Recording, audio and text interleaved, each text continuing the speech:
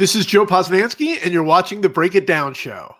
Hey, man, I got a couple nice things to say to you, and I like to do this thing because a lot of times people don't get to hear a lot of nice things about them, and you're like, oh, come on, stop. But anyhow, first off, incredible, if not the best. We'll just say all of the people who are the best sports writers in the nation know exactly who you are, and you guys all know each other. You're one of the very best, if not the best. You have written and entertained me personally for years and years and years, and I got to thank you for that. And then the other thing I wanted to say was early on in our history, you agreed to come on the show. We never worked out the timing. That's all on me. We just didn't figure it out. But you got it early. I mean, and I'm talking like before 2015. You had said yes, yeah, come on the show, and so we finally got it. But just I dig the fact that you're open to this, have been open to it, and I love the work that you do. I am lightly acquainted with Bob Kendrick, and I love hearing you talk about it because I've been to the museum. We Awesome. Sat down on one of the benches on the infield, and we recorded a show from there. And it was fantastic. And really, I just kind of copied what you did with him. And so thank you for all of those things. I really appreciate it. No, absolutely. It's great to be here, and I'm glad we finally made this work. And looking at the long list and array of guests that you have had through the years, I'm not qualified to be on the show, but I appreciate you having me on anyway. And we've got Dan McLaughlin here, who's a long time baseball writer as well. And he also writes for the National Review, and he's become a bit of a friend. So I thought I would have him come on the show and talk about baseball with us. And so I'm going to give Dan the first question. Hey, Dan. All right. And good to talk to you, Joe. I think we've met briefly once before when I came to brought my daughter to your book signing for the Houdini book, which I read aloud to her for quite a while after that. So that's awesome. A fun book. So I want to ask about the Baseball 100 book, and the book's coming out in September, right? That's right. The problem of ranking the best players, there's a lot of problems that go into ranking the best players of all time. But I mean, I got to ask, I got to ask you to defend Willie Mays over Babe Ruth right at the top. Because, look, obviously there's always a debate about, can you rank everybody just against the competition they played against, or are you weighting it towards different time periods, with the integration of the game, the expansion of the game internationally, the expansion of the league. To me, the Babe is the guy who was, the most dominant in the time he played, and a guy who, on top of that, did something that we haven't seen until this year, really, which is a guy who, who showed that he could be great on both sides of the diamond. So I'll put that right to you is how Willie over the Babe. Yeah, well, there you go. Dan, my book comes out September 28th. You've already given away the endings, so I appreciate you doing that to me. Yeah, there's no way to defend it, but there would be no way to defend Babe Ruth over Willie Mays either. I think that's the fun part of doing a list like this, is that there are only opinions and no right answers. For me. Yes, of course, Babe Ruth was, has this one thing where he was a pitcher and a hitter, and something we had not seen before this year, and so that puts him in a unique category.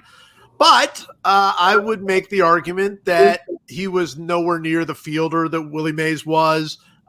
He was not the base runner that Willie Mays was. So when you look at something like this, you do compare them against their time. I mean, as if we can give away the ending, Babe Ruth is number 2. So we do put against their time, but I also put a little something about their time. And to me, there is no question that Willie Mays played in a time where baseball was better. It was, of course, post-integration. It was there was expansion. The country was much larger. There were so many things that made, I think, Willie Mays' time better, and the way he dominated the game, and so many different things that he did. That's what gave him the edge for me. But you will not be surprised to know, and I know you actually do know this, you are not the first person to mention to me that Babe Ruth should have been number 1. and certainly could have been. And I wasn't trying to be controversial or anything. I just sort of looked at both their cases and at the end of the day just said, I'm going to go with Willie Mays and I'll feel good about it. I mean, the other ranking question to me is I think we've been happy at the global level to see the Negro Leagues represented as a recognition that those were major league caliber players who, at least for a good deal of their league play, were playing major league caliber competition. That being said, I mean, and I know you've ranked a number of the top Negro League players, but the statistical record we have is still very uneven. It is still evolving. For somebody like me who grew up reading like the Macmillan Encyclopedia, right? We had to adjust to the fact that like all the numbers that we learned from the 19th century have all changed by now. Right. And that's probably going to happen for the foreseeable future for the numbers that we have for Negro League competition. But how do you figure out, it's easy to say, well, Satchel Paige belongs way up there. Josh Gibson belongs way up there. Oscar Charleston belongs way up there. But where up there? How do you kind of come to settle on where to put those guys? Well, I mean, there's no question when you're trying to rank those kinds of guys that it's more art than science. I mean, you don't really have the numbers to use the way that you do for major leaguers, of course. And the numbers that we have, not only are they evolving, they are very limited because of the way the Negro Leagues was structured, right? The teams didn't only play each other. They played all of these town teams. They traveled and played 2 or 3 games a day. And what do you do with those numbers? Most of those numbers will never be recovered.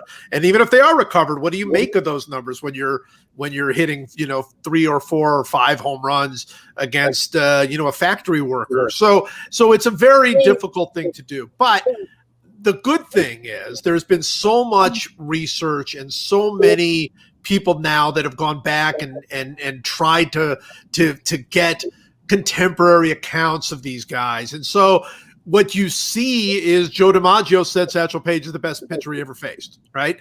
That carries a lot of weight, not just because Joe DiMaggio said it, but because he said it about somebody that at the time that Joe DiMaggio was saying it was not getting the kind of. It's easy now for somebody to go back and say, "Oh, Satchel Paige was great," but that was at a time when people were not saying that about Satchel Paige or anybody else in the Negro Leagues. You have John McGraw saying that Pop Lloyd is the best player he ever saw. I mean, that carries a lot of weight. And, there's so many people who talk about Oscar Charleston being the best player they've ever seen. So it really is something that I think for me, it was really, really a lot of fun. I mean, the rankings, as you know, for me, were an opportunity to tell the story of baseball. That's what I wanted to do with this book. It was much. I didn't want to start arguments. I knew that I would, but my idea is tell the story of baseball through the 100 greatest players of all time, and so I was able to, in my mind, put these guys where I thought they belonged, and I feel really good about it. There is some art, though, in your ranking. Ricky Henderson is number 24. Yes. Jackie Robinson is number 42. And you speak about this. I've been reading this project that you've been working on for years. So I'm super tickled that you're doing the whole book about it.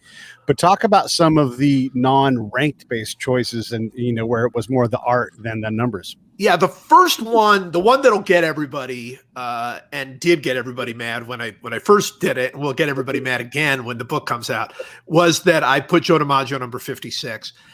My feeling for the 56 game hitting streak. I mean, that's why he's there. My feeling was, and there are a bunch of these in there. There are probably 30 or 40 in there where I didn't just rank them. I connected them with a number that I felt like they belonged. Like, where would Tom Seaver be if I had put this list, if I had taken this list so seriously, I felt like there was a difference between 37 and 36 or something? I don't know, but 42 was a really good number for him. I'm 41 for him, 42 for Jackie Robinson. Pretty good numbers because that was his number, and it was, they're connected in so many ways. So I wanted, again, that the idea of this being, to me, more art than science. I wanted to connect certain players to certain numbers. And then when I got to about 20, so number 20, well, I don't want to give too much away, but number 20 is a tie. And then I skipped 19. So there is no 19th greatest player of all time because of the 1919 Black Sox. So I skipped 19 as not, I guess, the anti-homage to the 1919 Black Sox. But after that, I really tried my very best. I mean, what's the difference between 5 and 6 and 7? I mean, these are the greatest players of all time. But I tried to somewhat differentiate them if I could. But above that, to me, it was more important to me to attach the player to a number that I loved and that I thought really spoke to their greatness than it was, okay, if I move them up 2 spots, would it make a difference? Of course, by choosing to leave off 1919 as perhaps the darkest hour in baseball history, you accidentally gave us 2020, which some would see as a much worse season for baseball. I can only plead that I wrote it before 2020 turned into the disaster that it turned into. So I can at least say that. I mean, I think one of the interesting things with that gets me, because I mean, honestly, I actually was doing one of these projects like this some years ago, and before I moved off of full-time baseball writing. But I mean, one of the interesting things about ranking Page in particular is that I think when you look at just the numbers that we do have for him, both as in his prime guy in the 20s and 30s, and then as an old guy breaking into the big leagues in the late 40s and early 50s. I mean, his strikeout rates are so much higher than anybody else in his era. And he's such he's an above average strikeout pitcher when he comes into the major leagues in his 40s. That does jump out at me. Yeah. I mean, look, I think the fact that he was, Sporting News Rookie of the Year at whatever he was in 1948, at least 40, then 46, 47, 48, whatever he was, 42, as a rookie. And then for him to go ahead and really be an effective pitcher, like you say, with a high strikeout rate, certainly for the time, a very high strikeout rate for the St. Louis Browns. A lot of this, to me, we had no choice but to sort of work backward, right? I think about a guy like Monty Irvin, who is on this list. I give that away. Monty Irvin came into the major leagues long after he was in his prime. I mean, not only was he not in his prime, but he fought in World War II and came back a different person, different player with some injuries, and he was still an excellent player in the early 50s.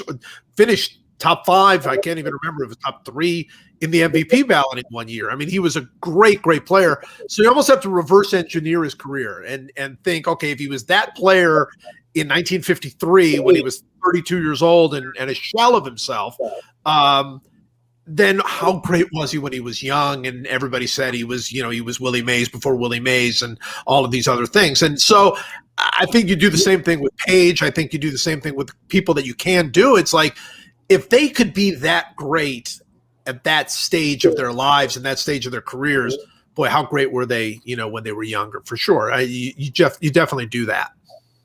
When you talk about Oscar Charleston, it's a great essay, and you go into the history part. So, 2-part question. One is how long has it been since you physically worked the microfiche machine? Because I know you have to go back and do some of that stuff.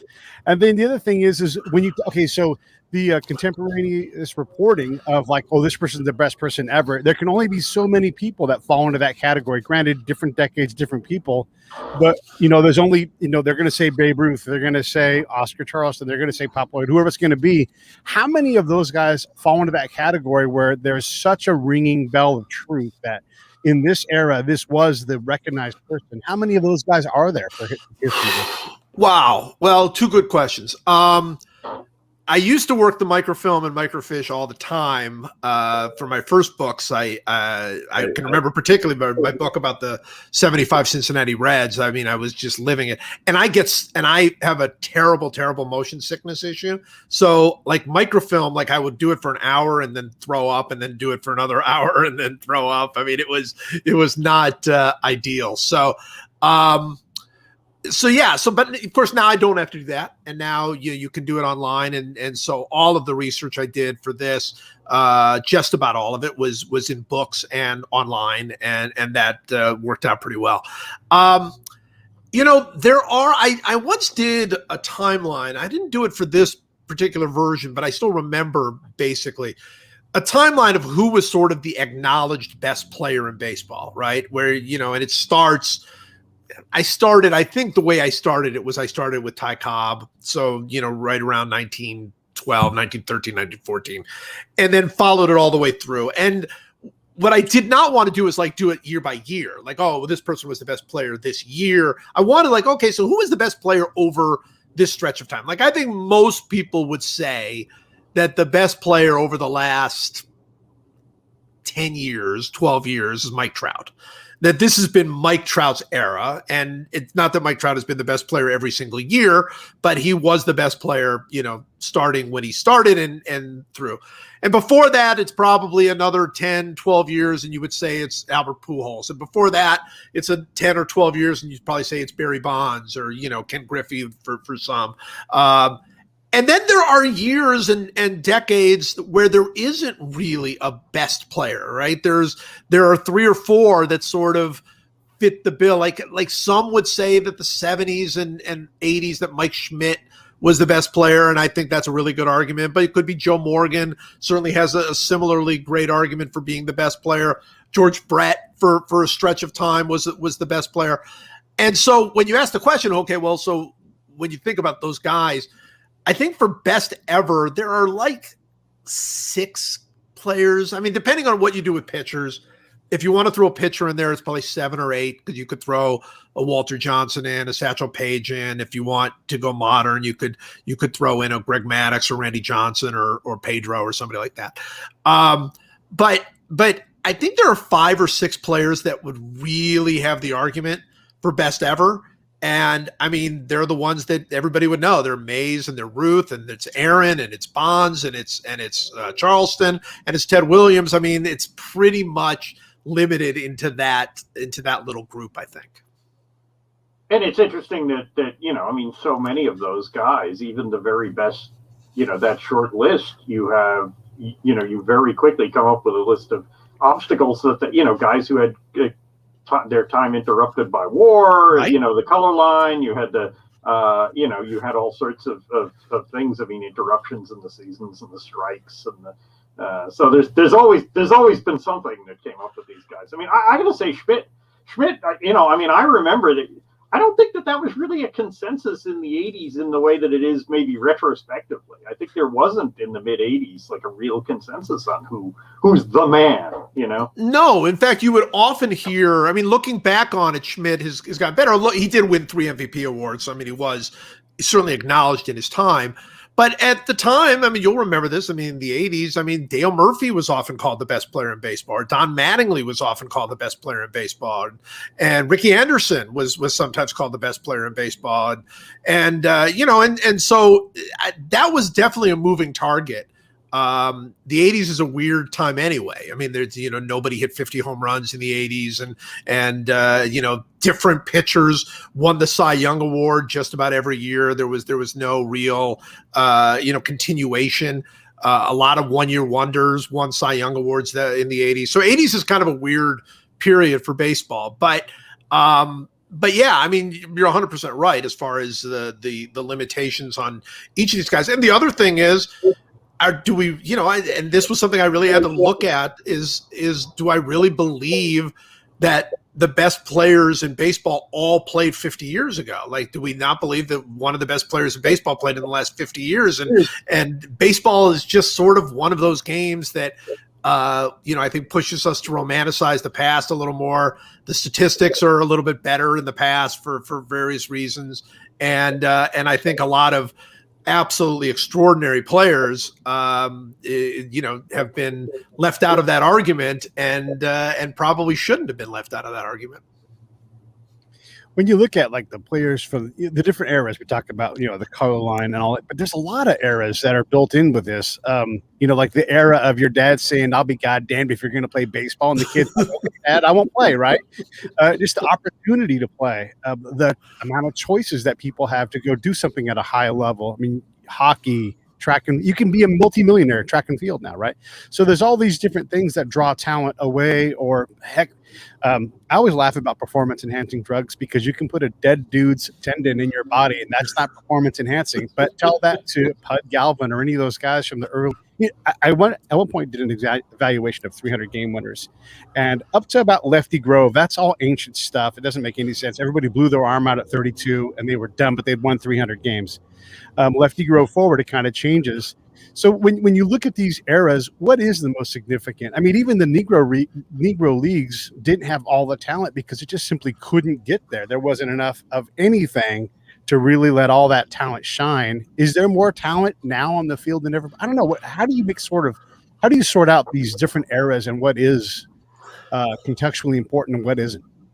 Yeah, it's tough. It's really tough. I am of the belief that baseball, the talent in baseball is better than it's ever been.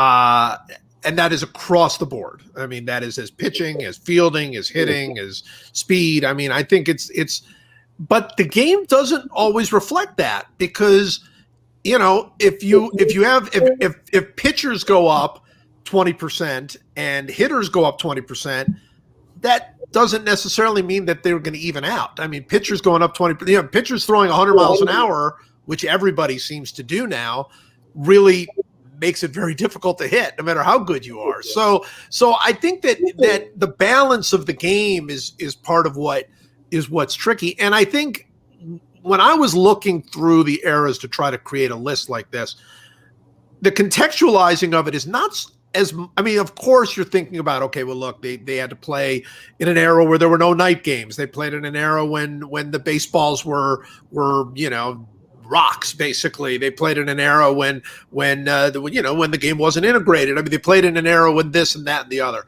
And all of that's true. But I am for context, one thing I look at is what was dominating the game at that time. Like, in dead ball, before 1920, pitching dominated the game. There was no power. There were no home run hitters. I mean, a home run hitter would hit 12, 14, 16 home runs in a year. You would lead the league with that kind of thing. Same thing, and then in the 30s, late 20s, early 30s, hitting dominated the game. And everybody hit, it was post Ruth, and everybody hit, 350 and 380 and 400 up to Ted Williams and 41. And then, then there's the war years, and then the 50s is sort of, it's a little bit more offense dominated. The 60s is very much pitching dominated, and the 70s is pitching dominated. So that was the context that I was looking at, and that's where you try to find that. And one of the real treasures that I think that you find when you look at that is you can find a player. Like, everybody knows Carl Yastrzemski was a great player. He's in the Hall of Fame, and he's one of the greatest players ever. But when you really contextualize the time he played in, where pitchers were utterly, utterly dominating the game, for him to do the things that he was able to do in the late 60s and early 70s, I mean, he really is one of the, I don't remember exactly where I ranked him, but he's one of the all-time greatest players. And he sometimes doesn't get seen that because his numbers aren't as good as somebody from, the 30s. His numbers are, you look at a guy like Jimmy Fox and you're like, oh my gosh, I mean, who could ever be better than Jimmy Fox? But yet you look at Yastrzemski's numbers and they're not anywhere near as good, but I think Yastrzemski was probably a better player. So, I mean, it's a very, that part was really fun, trying to find context of who dominated the era and why.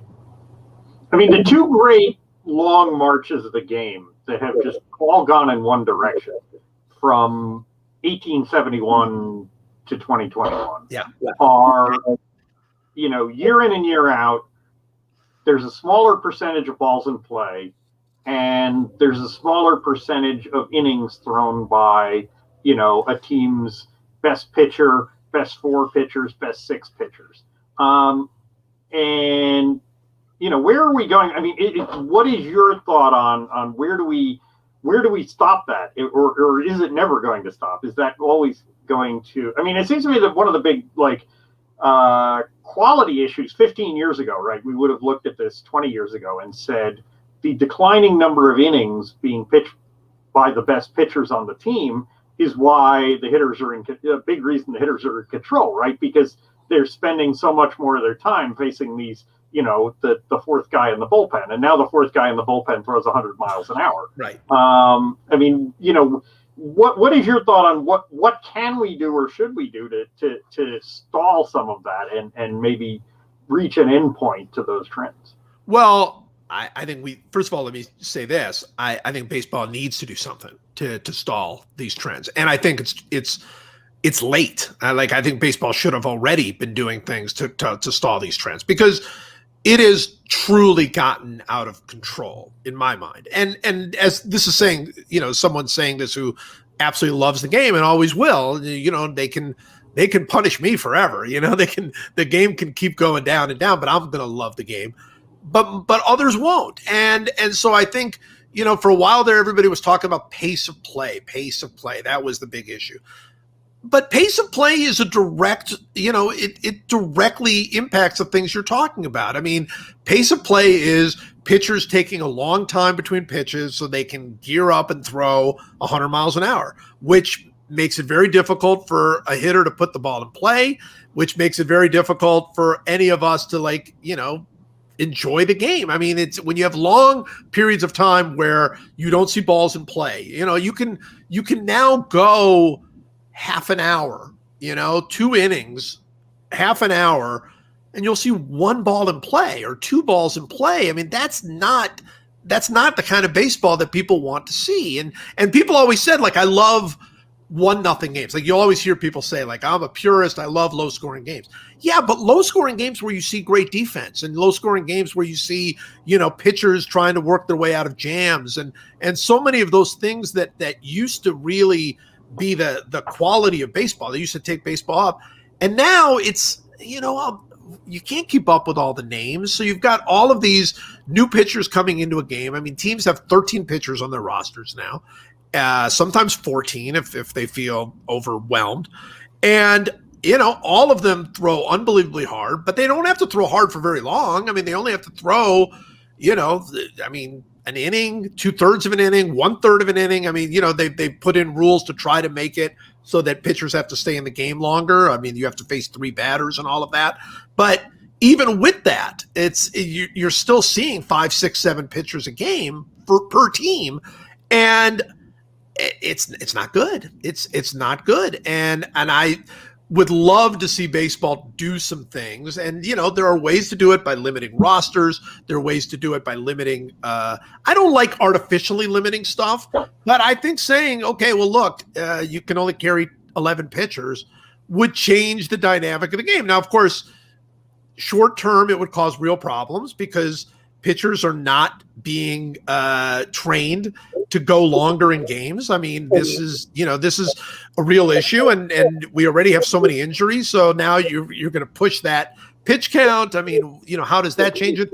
But I think something has to break in order for this long term for baseball to take the steps. I think there are so many things missing in the drama and the story of baseball right now.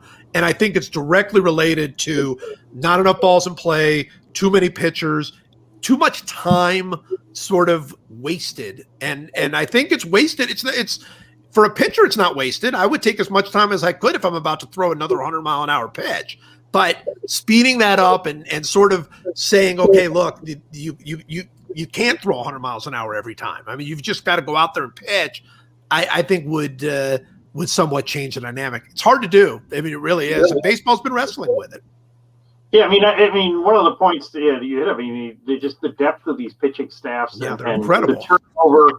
I mean, if you were like the semi-devoted fan, right? Not the fanatic, not the very occasional fan, but like the person who watches like 100 games a year. Yeah. Right. And you pick up the paper, but you're not following the transaction wire. Like, at least once a week, you're going to see some person pitching for your team that you've never heard of. Right. And that's just, that's not the way it was supposed to be.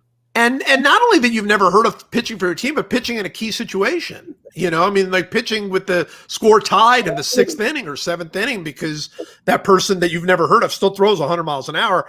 And look, I think one of the problems is throwing 100 miles an hour, of course, is an incredible thing.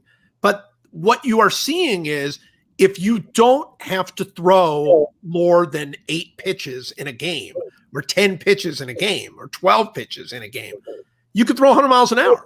If you have to throw 70 pitches in a game, you can't. I mean, unless you're Jacob deGrom or something. You have to be very, very special to be able to throw that many pitches in a game, certainly 100, 120 like they used to be able to do that. And that's why, of course, Nolan Ryan could throw 100 miles an hour.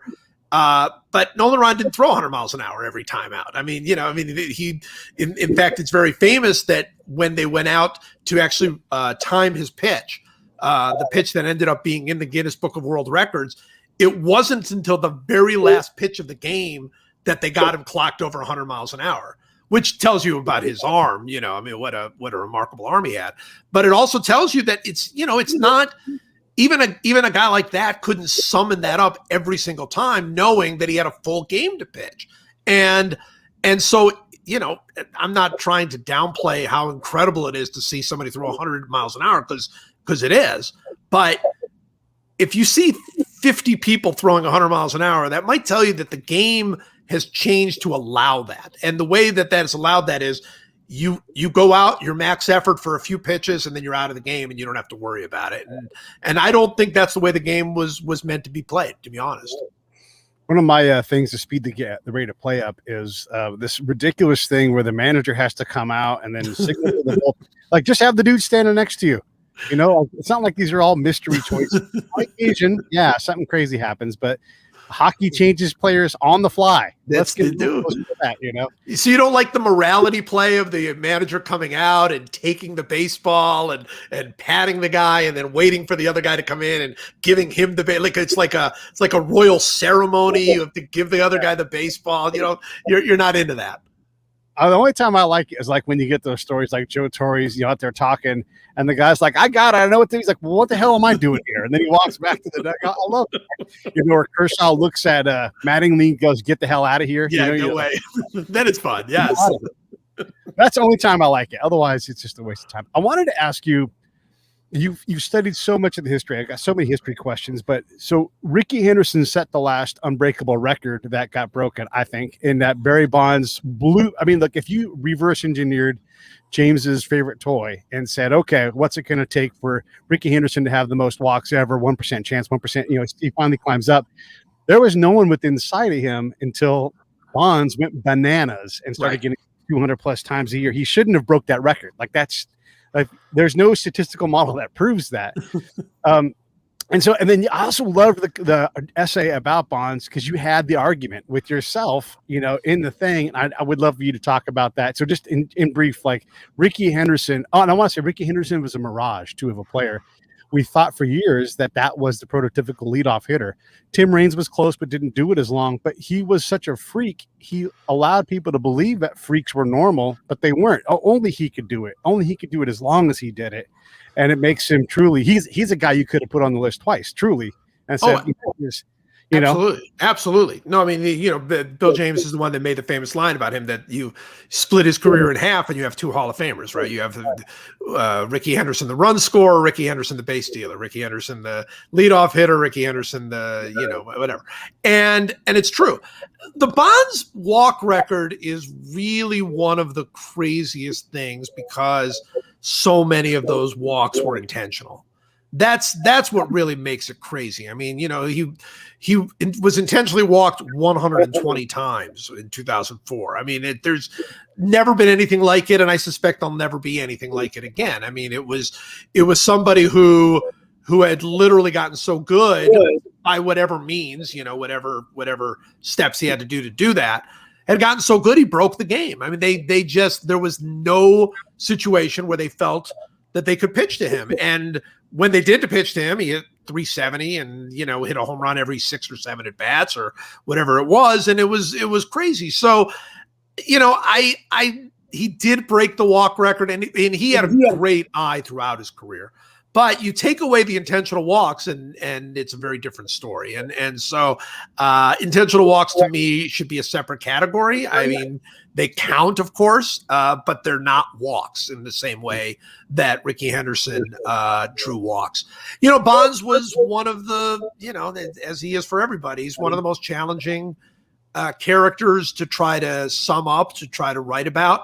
Obviously, there's the Barry Bonds of the 2000s who broke the home run record and then broke the career home run record, and everybody felt like in real time, unlike with McGuire and Sosa when they broke Maris's record, it was largely wholesome, and it wasn't until later that people started talking about steroids.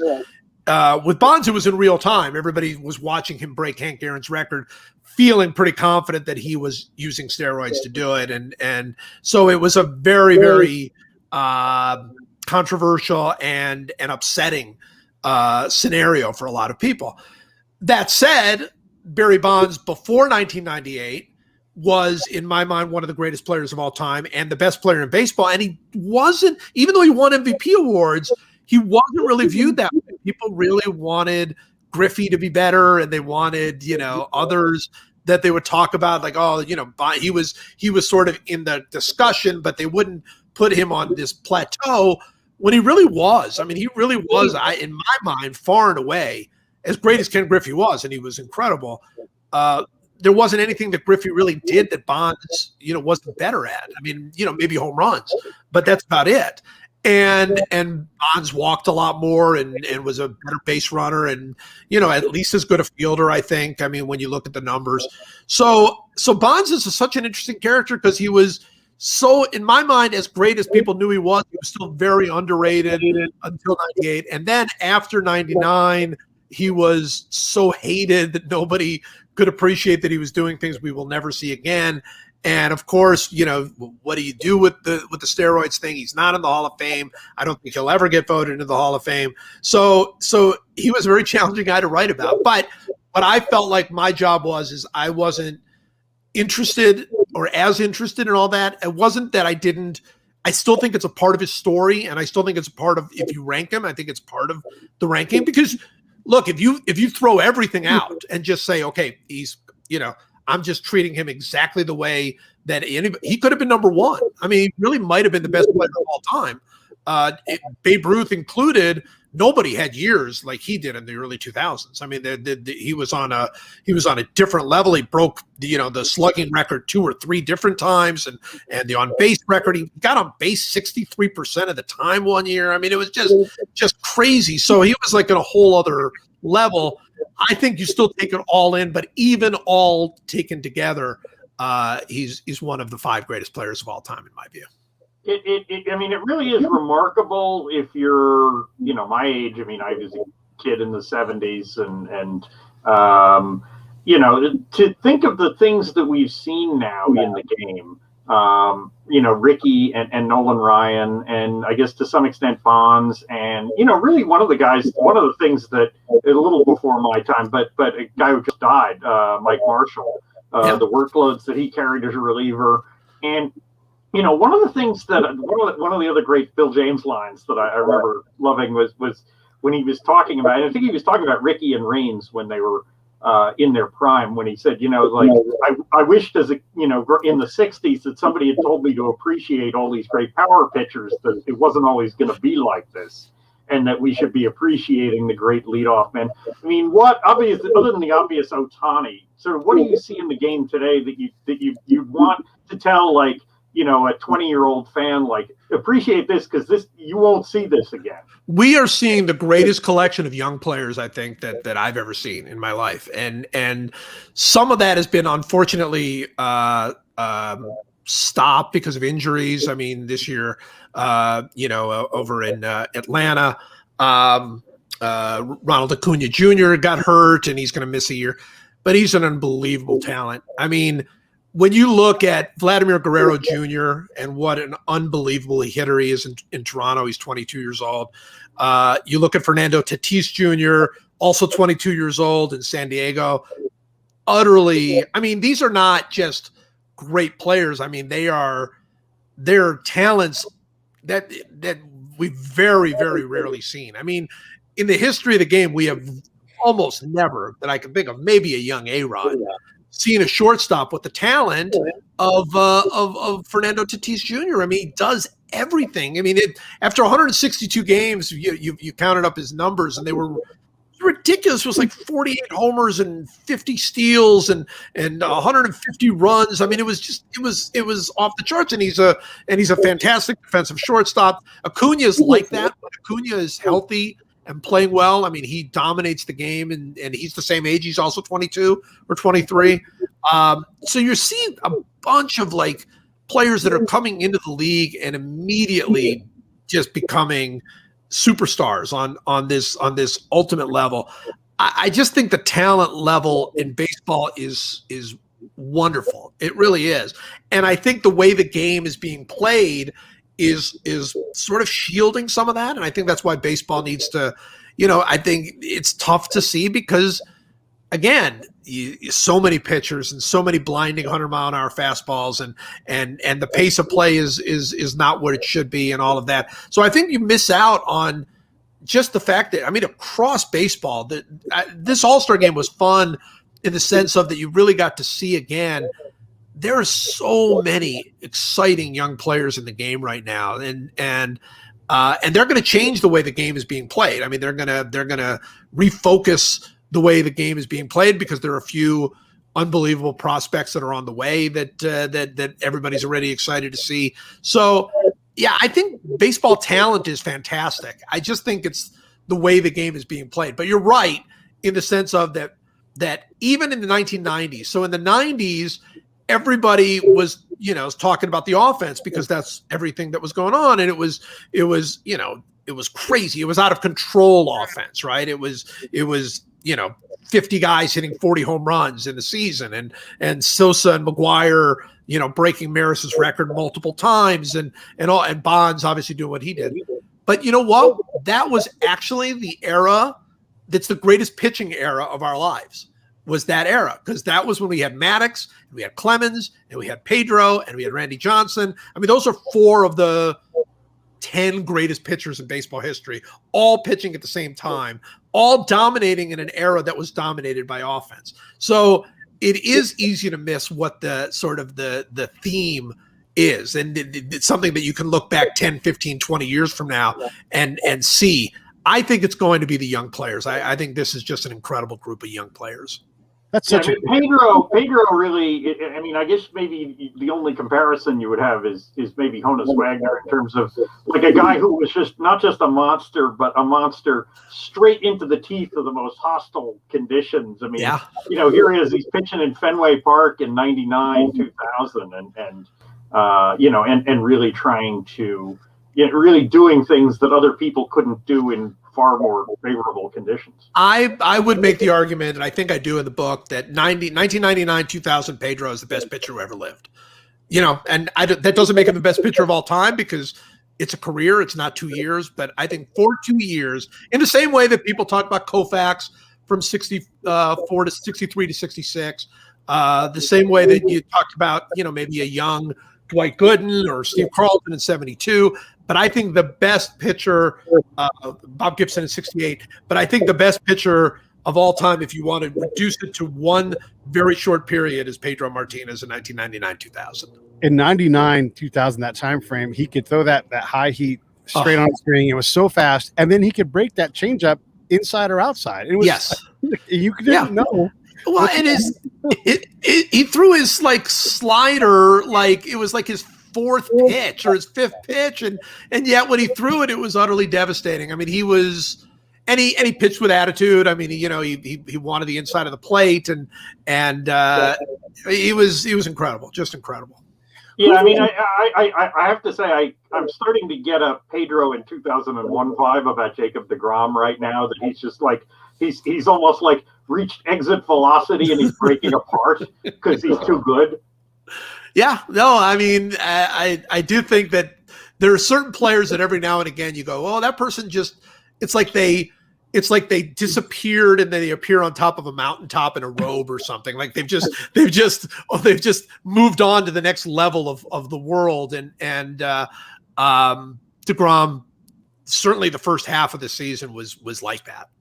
When you talk about the young players in the game today, it is important to recognize them right now while you have them, because you think about like quartets of players kind of like we have now, where you have like Ankiel, Wood, Pryor, and Zambrano all within 100 miles of each other, and not one of them had a long career. Or the great Trinity, and then add in Tejada shortstops, where you're like, look at all these guys, and Nomar was brilliant, but he was short, and Tejada ran out of, and so we don't know when a tendon is going to snap or, what something else happen, but it happens all the time to players. It's hard to make it through that injury nexus to become a compiler at some point. No question. No question.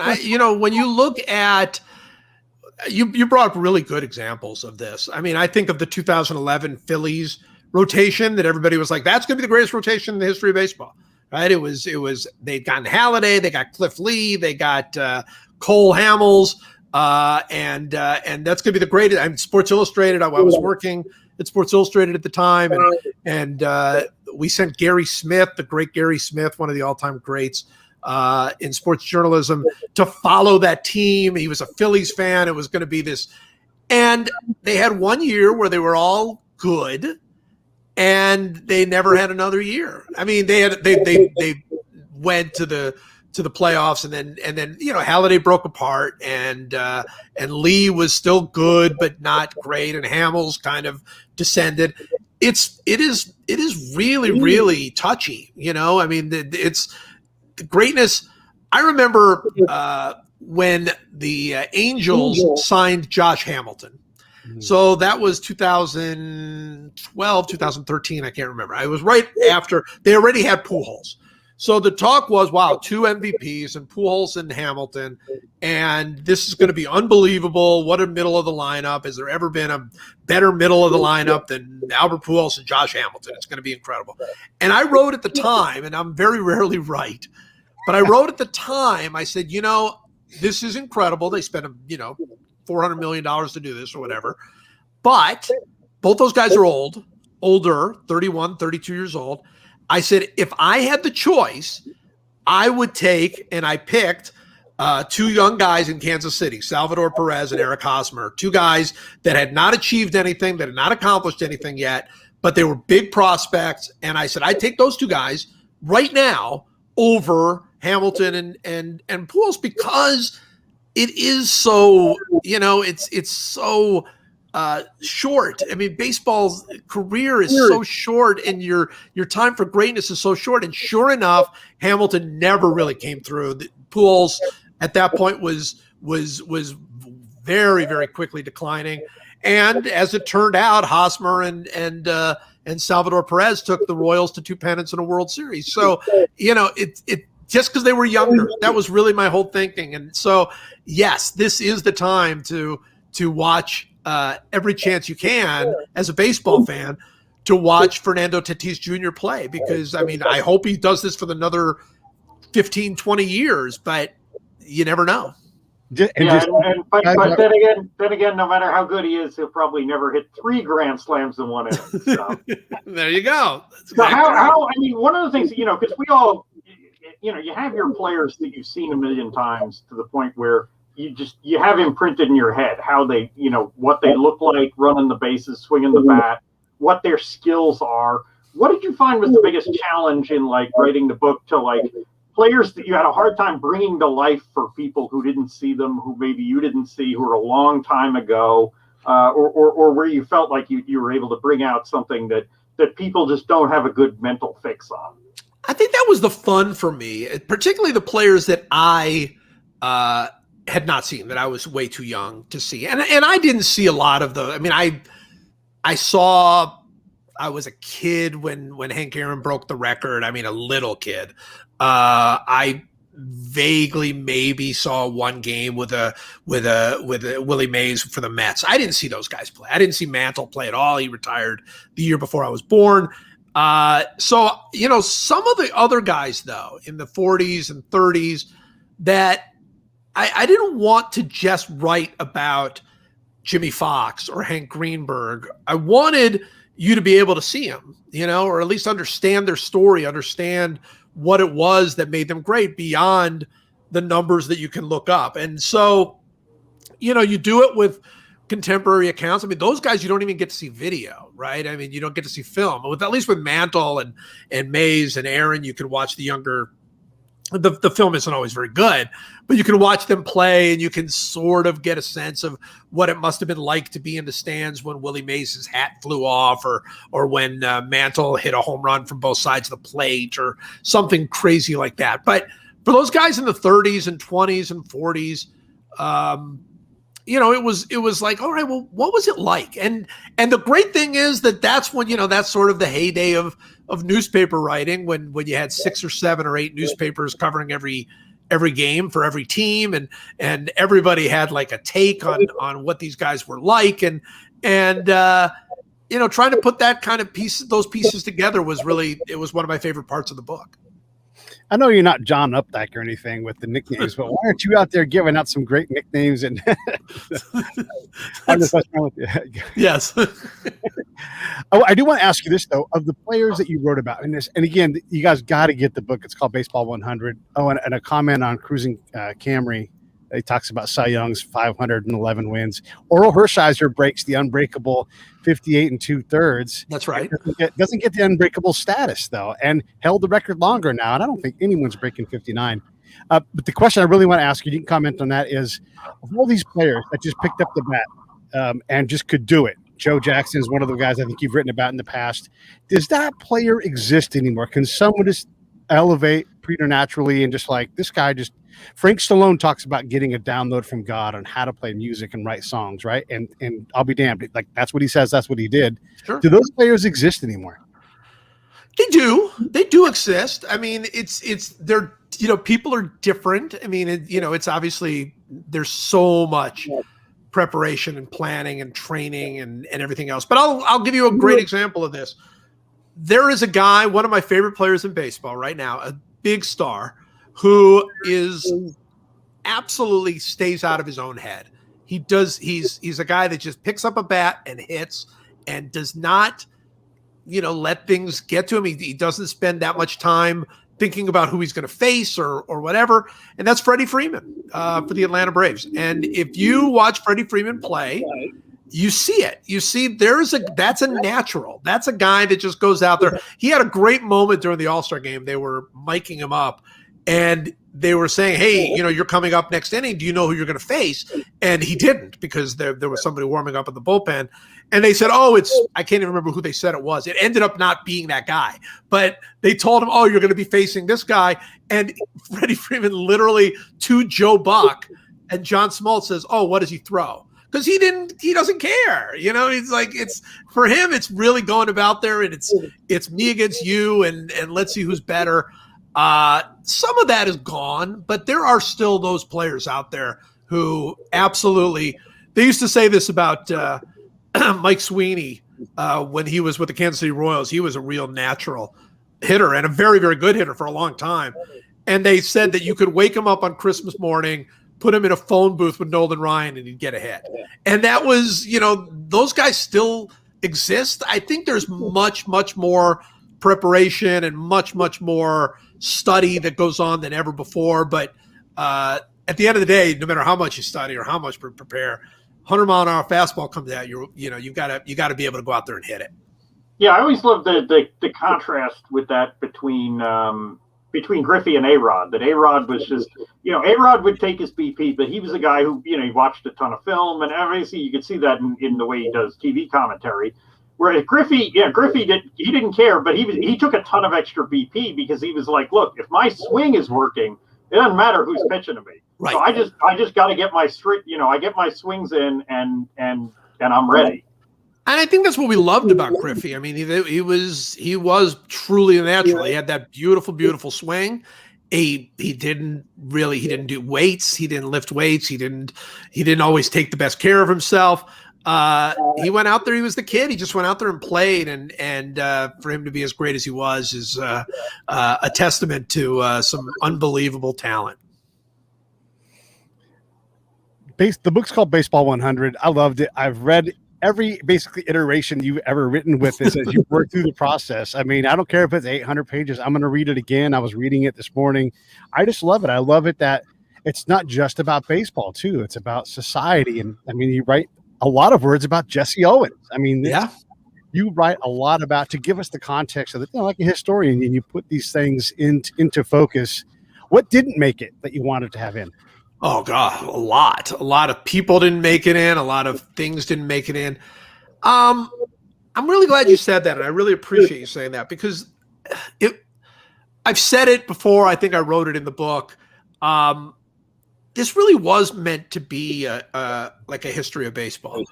And it's a quirky history of baseball. I mean, it's not the game came from rounders or whatever. It's it's none of that stuff.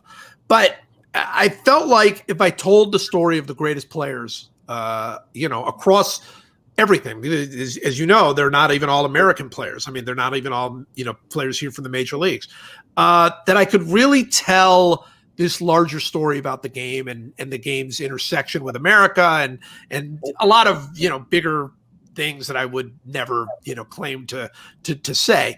But, it's about fathers and sons and there's a lot of that in there. There's a lot in there about sort of immigrant dreams and things like that. There's a lot in there, of course, about race and I just felt like, and still do feel like, that by telling the story of each of these players in context of their time and their place, that you can write a book that I think hopefully you can read a lot of different ways. You just say, hey, I like George Brett. I want to read George Brett. Go to George Brett's chapter. But if you want to start from the beginning and read to the end, and it might take you months to do that. But if you want to do that, I think it reads that way. I changed quite a few things in the book, and from the original series that I wrote, and I feel like it reads as a book. It reads as a series of chapters. I think people should have a lot of fun with it. I hope they will. Yeah, and I greatly enjoyed the some of your previous books, the Negro Leagues Solo Baseball book and the Big Red Machine book and the Harry Houdini book, which is definitely off the beaten path. So, yeah. Looking forward to this one as well, having read a bunch of the essays in the Athletic when I was running there at the time. Thank you. Oh. I think we may have lost Pete's audio, but I think we need to get Pete a Vin Scully bobblehead to go with the ones on our desks here. So there we go. And I wanted to thank you for writing that book with Buck O'Neill. I mean, we needed more of that. It's unfortunate we only got what we got, but thank you for getting what you got because it's just incredible. And Buck O'Neill is an example of what we can be. We can certainly see the negative side, but we need those Bucks and you telling those stories to help us have a better understanding of not just baseball, but about life in general, Yeah. I mean, that was my first book, The Soul of Baseball, where I traveled the country with Buck. And it's, there's not a week that goes by that I don't think about Buck or something that he said to me or some piece of advice he gave to me. I mean, he was one of a kind and that's we do need more Bucks in the world, and I don't know how many Bucks there are, but he was an incredibly special person, and I want to believe that his spirit is in this book too. I mean, that's part of the thing. I mean, there are players in this book that I honestly had never heard of as a very, very big baseball fan that I had never heard of until I met Buck O'Neill, and Buck would tell me stories about them, and so. I think part of it is that too, is passing the torch and telling stories and it's a big part of the baseball tradition. For sure. All right, let me run this roll here. Hang on, stand by. Hey, thanks for watching the show. I really appreciate it. Right here, you can subscribe. Please do that. It makes the show grow. Hit that notification bell so you know which incredible guest is coming up next. Down below is the PayPal link. You can put a small subscription in. That is an enormous help. All that money goes right back into the show. And then right up over here are the next episodes you should listen to, curated by yours truly. Thank you